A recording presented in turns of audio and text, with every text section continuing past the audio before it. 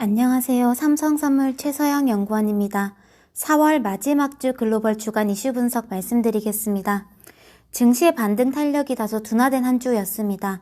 우선 주 초반에 WTI 가격이 사상 처음으로 마이너스를 기록하는 이례적인 현상이 경기 우려를 다시 자극하면서 증시는 조정을 받았었는데요. 하지만 주 후반에 유가의 반등과 미국의 추가 구제책 발표 등의 영향으로 하락폭을 다소 만회하면서 마감했습니다. 달러의 강세 추세가 유지되고 있습니다. 지난주 미국은 약 5천억 달러 규모의 4차 부양책을 통과시켰던 반면에 유럽은 EU 정상회담에서 유의미한 결론이 도출되지 못하면서 유로화는 쉽게 강해지지 못하고 있습니다. 또 신흥통화도 여전히 불안한데요.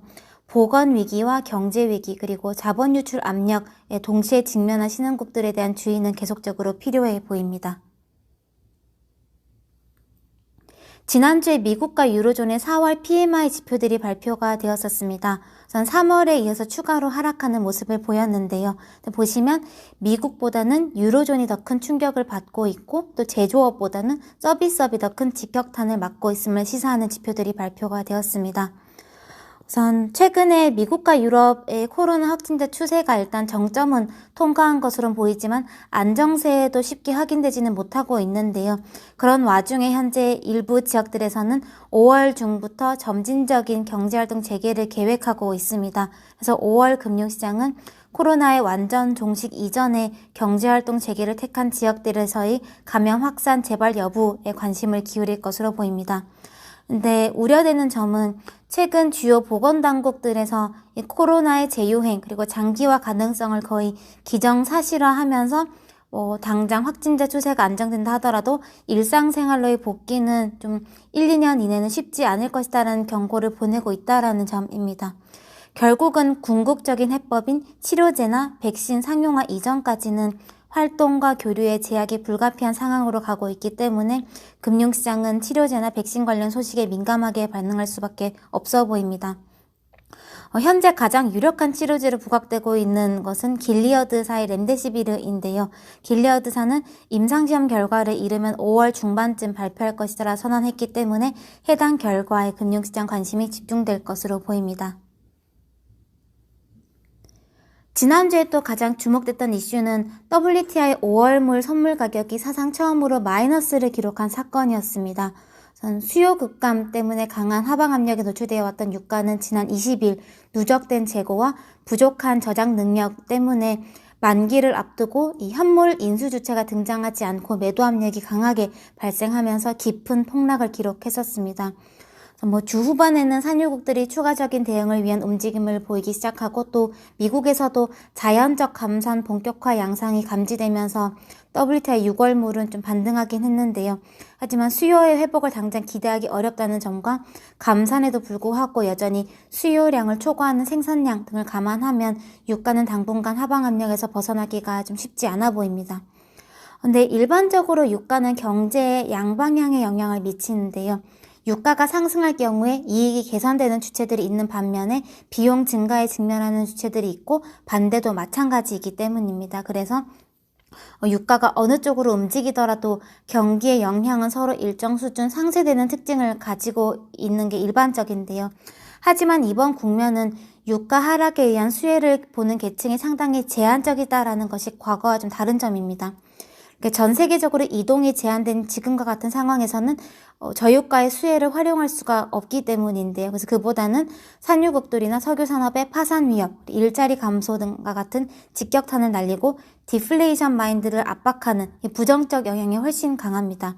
올해 유가에 가해지는 하방 압력이 수요는 자극시키지 못하는 와중에 실직 문제와 투자 감소를 지속적으로 압박할 수 있음에 유의할 필요가 있습니다. 유럽의 연대가 또다시 시험대에 올랐습니다. 이렇게 경제 위기가 발생할 때마다 유럽 국가들이 갈등을 빚는 이유는 서로 최종 대부자를 공유하고 있기 때문입니다. 이 최종 대부자라고 하면 위기 때 최종적으로 자금을 공급해주는 기관이자 해당 국가의 마지막 보루인 중앙은행을 의미합니다. 일반적인 국가들은 각자의 최종 대부자 역할을 하는 중앙은행을 하나씩 가지고 있죠. 하지만 유로존은 19개국이 하나의 중앙은행을 공유합니다. 이렇게 공유되는 중앙은행은 한 나라만을 위한 최종 대부자가 되어주기가 매우 어렵습니다. 특정 국가의 최종 대부자가 되어준다는 것은 그 나라의 위기로 인한 피해를 나머지 국가들이 함께 분담해야 한다는 것을 의미하기 때문인데요. 그래서 유로존은 어느 한 나라의 문제를 다른 나라들이 함께 짊어지게 되는 상황을 피하기 위해서 각국의 재정은 각국이 알아서 관리하라라는 재정 규율을 가지고 있습니다. 그래서 재정 상황이 좋지 않은 국가들의 지출 계획은 언제나 제어 대상이죠. 선진 유럽 국가들이 항상 남유럽 국가들의 재정에 관여하는 이유입니다. 하지만 조금 뒤로 물러나서 보면은 선진 유럽 국가들은 유로존이라는 구조 하에서 혜택을 보아왔던 반면에 남유럽 국가들은 어려움을 겪어왔었습니다. 선진 유럽 국가들과 함께 공유하는 유로화는 남유럽 국가들 경기에 비해 항상 고평가된 통화였고요. 또 유로존의 평균적인 경기 상황을 반영해서 정책을 펴는 ECB의 통화 정책은 남유럽 국가들에겐 항상 긴축적이었습니다. 그리고 상대적으로 고평가된 환율과 긴축적인 통화 정책을 가진 남유럽 국가들 입장에서는 자국 경기를 추가로 부양하기 위해 쓸 수 있는 남은 수단은 재정 정책이었을 텐데요. 그래서 유로존 형성 이후에 선진 유럽 국가들에 비해서 남유럽 국가들의 재정 수지는 상대적으로 더 크게 악화되어 왔었습니다. 하지만 재정 위기 이후부터는 이 재정 정책도 충분히 사용하지 못했었죠. 반대로 선진 유럽 국가들을 보면은 경기에 비해서 저평가된 유로화 그리고 완화적인 통화 정책을 누려왔던 만큼 경기 부양을 위해서 재정 지출을 추가로 사용할 필요가 없었을 겁니다. 그래서 이런 배경들이 해당 국가들, 이 선진 유럽 국가들의 재정을 건전하게 유지시켜왔던 배경이었을 수 있습니다. 즉 정치적인 이유로 탄생한 이 유로존 프로젝트는 경제 측면에서는 선진 유럽들에겐 유리하고 남유럽 국가들에겐 불리한 구조를 근본적으로 가지고 있는데요. 이런 구조적인 결함은 재정 위기를 기점으로 적나라하게 드러났었죠. 현재 선진 유럽국은 남유럽 국가들의 재정을 관리하라라고 압박을 하고 있고요. 반대로 남유럽 국가들은 선진 유럽 국가들에게 지금까지 누려왔던 혜택을 감안해서 남유럽 국가들을 도와야 한다라고 요구를 하고 있습니다. 코로나로 인해서 전례 없는 위기를 맞이한 현 시점에 유럽은 여전히 갈등 속에 있습니다.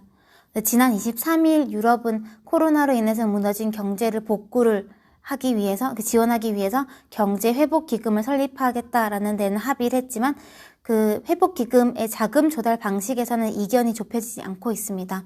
우선 남유럽 국가들은 상환의 부담을 공유하는 공동 채권을 발행하거나 상환의 의무가 없는 보조금의 형태를 요구하고 있고요. 반면에 선진 유럽은 자금을 사용한 주체들에게 상환 의무가 주어지는 대출의 형식을 주장하고 있습니다. 근데 문제는 지금처럼 경기 부양의 시급성이 매우 중요한 현 시점에 이런 좁혀지지 않는 이견들로 인해서 경기 부양, 경기 대응이 지나치게 지연될 수 있다는 점입니다. 다음번 EU 정상회의는 5월 6일에 개최가 되는데요. 논의가 계속 지체가 되거나 남유럽 국가들에게 부담이 추가로 얹어지는 결론이 도출될 경우에 유럽은 다시 분열의 위기에 놓일 수 있습니다. 유럽이 연대의 생명을 억지로라도 이어갈 수 있을지 향후 논의들을 지켜볼 필요가 있어 보입니다. 이번 주에는 주요국들 통화정책과 미국과 유로존 1분기 GDP 발표 그리고 주요 기업 실적 발표들이 대거 예정이 되어 있는데요. 사실 최근에 중앙은행들은 상시적으로 필요한 조치들을 대거 발표하고 있기 때문에 추가적인 대책 자체보다는 지금 상황에 대한 판단과 향후 유사시에 추가로 제시할 수 있는 조치들에 대한 언급이 주목될 것으로 보입니다. 현재 시점에서 중앙은행들이 시장의 심리를 흔들 만한 언급을 하지는 않으리라고 판단하고 있습니다. 그런데 BOJ 회의에서는 무제한 국채 매입 선언이 나올 가능성이 관측이 되고 있는데요.